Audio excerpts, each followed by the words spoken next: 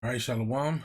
First and foremost, I want to give all honor, glory, and praises to Yahweh, Hashem, Yahweh Shai, Hashem, Rakakadash. Double honors to the apostles and elders of Great Millstone. Blessings and salutations to the hopefully elect out there pushing the word and truth and in sincerity. All right. All right. And I just want to do this video. Basically, probably title it something to the effect of "Fear Not." For the Lord is with thee. And the reason I'm making this video is because last couple of live streams I caught, I believe they were from the Apostle Ramlab. And right after the video, or a couple of videos that I caught, the same video kept popping up in the recommended or in the auto playlist. And it was the video of the whole Covington incident, where that so-called Native American dude and those so-called white kids from that so-called Christian college, there's a lot of so-calleds, were sitting there with the MAGA hats on, and they were basically at the quote-unquote Native American rally with Make America Great Again hats. And for so-called blacks, Latinos, and Native Americans, Make America Great Again means put you back in slavery again, put you at the bottom of the bottom again, completely. Because, truth be told, as a whole, as a nation, you so-called blacks, Latinos, and Native Americans are still at the bottom. But with Esau, the so-called white man, falling down to your level, it's not enough that the majority of us are at the bottom, because he who used to not be able to see the bottom sees the bottom now, and he wants to push you even further down. Like sinking in quicksand, and then you get towards the bottom and you feel other people's bodies, and instead of avoiding them or whatever the case may be, you step on their foreheads to try to push yourself out of the quicksand. That's Esau. That's what he does. So anyway, but the reason I labeled this "Fear Not" is because I just feel like that's a fear tactic Esau's trying to use to scare people. Get through watching one of the apostles stream, or you get through watching one of the brothers streams. Next thing you know, you see the Covington incident with the news coverage of the demonization of the so-called black Hebrew Israelites, that they like to call us, which were not black, we're different shades of brown and different colors. Some of us will look like so-called white people. Some of us will look like so-called Asian. Some of us will look so-called Indian, as far as East Indian. We were scattered into all nations, and we're gonna look or resemble those nations. Some quite closely or closer than others. So when you get into this whole, so anyway, the point is, we're not black Hebrew Israelites. We're Hebrew Israelites by lineage. And you see the video after you get through watching one of the apostles or one of the brothers' videos, like I said, of the CNN coverage of the whole situation.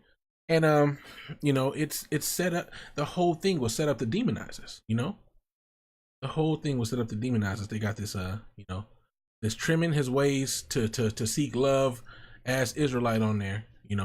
They're asking them questions. Do you feel like it was right to call those kids the names that they called them, those hateful names? They're a hate group. They're a black hate group. But they failed to mention how those kids were at a so-called Native American rally with Make America Great Again hats on, knowing the tension that those hats and that slogan causes amongst the quote-unquote minority populations. Those hats are very offensive to the so-called minority population, which there are more of us so-called blacks, Latinos, and Native Americans combined than you so-called white people, you Edomites. Okay. No, there's more Israelites than there are Edomites. Okay. So you guys are the minority. Okay. You're the most your population is dwindling. But anyway, I feel like they pop that video up after you get through to use as a fear tactic, and you can even see the guy on the that was doing the interview with the guy at CNN.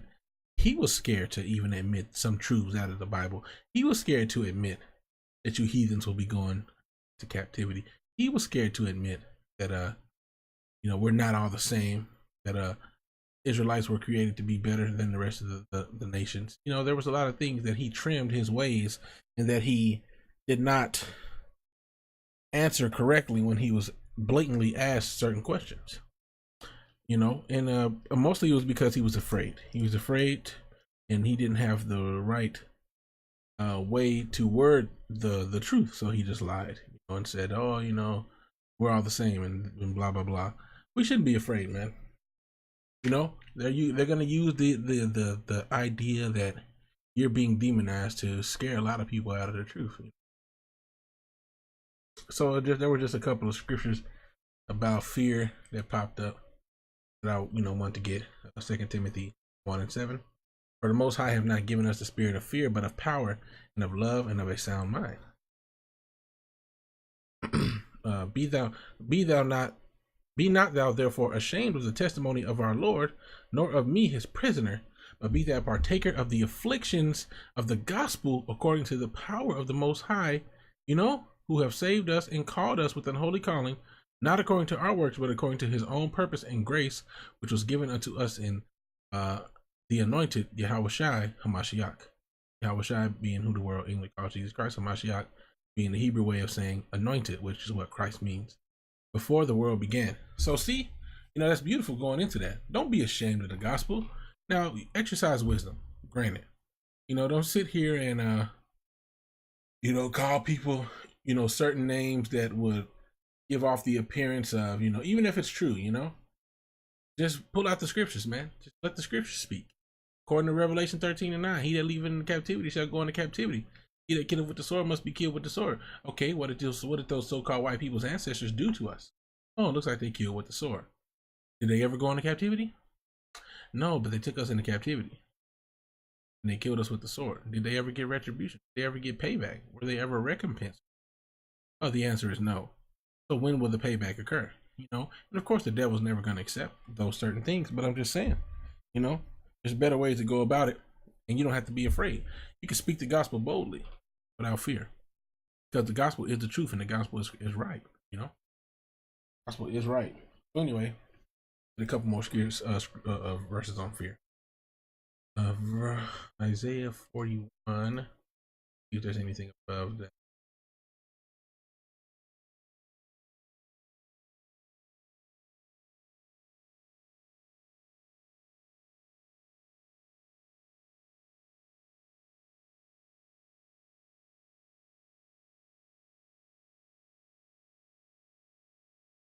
So I'll get it in another show whenever. Got one.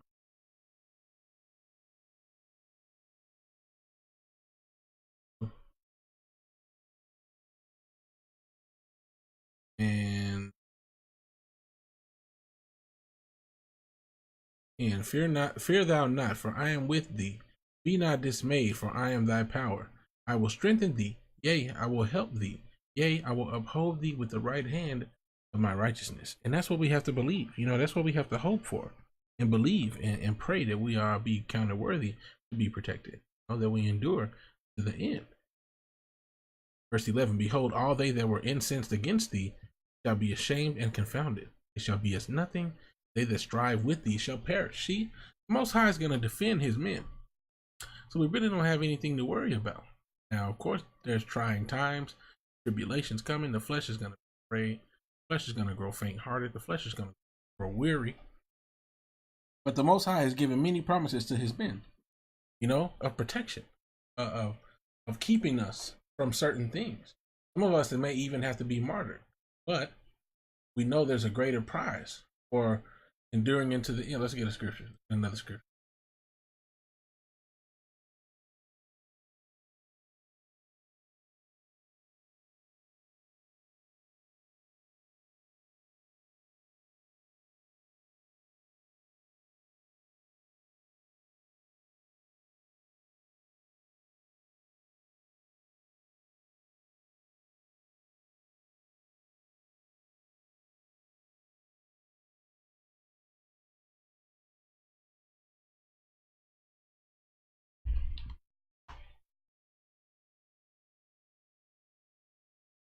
Revelation 2 and verse 10. Fear none of those things which thou shalt suffer.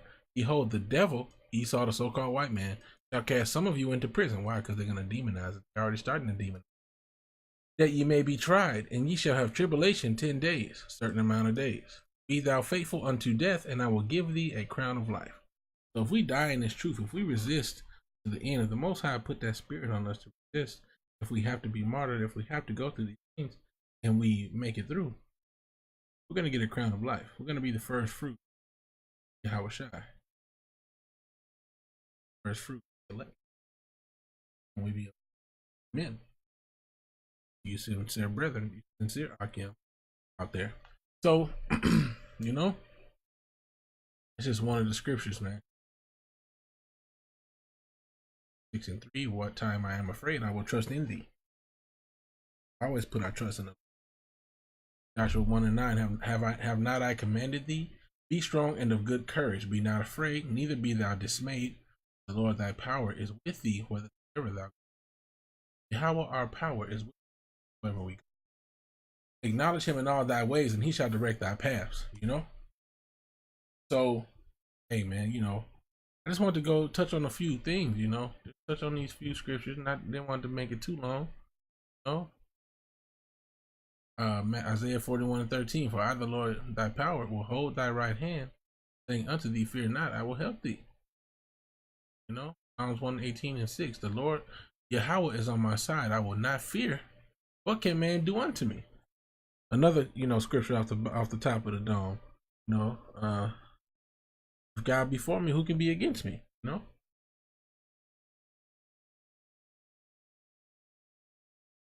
So I guess I'll read this one right here. Psalms 23, verse 4. Yea, though I walk through the valley of the shadow of death, I will fear no evil. Thou art with me, thy rod and thy staff. In America is the valley of the shadow of death. Because death is around every corner.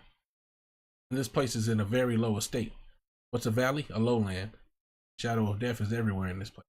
You can get killed at any moment, man. Most High allow a wicked spirit to hop on one of these Edomite cops, you get pulled over, you get killed right on the spot. If the Lord have ordained it. This is the valley of the shadow of death. Death is around every. All right, but you know, a Lord's willing, this lesson was edifying. I want to give all honor, glory, and praises to Yahweh, Ba'ashem Yahweh Shai, Bahashem Rakar Kadash. Double honors to the apostles and elders of Great Millstone. Peace, blessings, and salutations to the four corners and scattered Israelites who resemble the other nations, but indeed go back to the seed of Israel. You, I say, Shalom.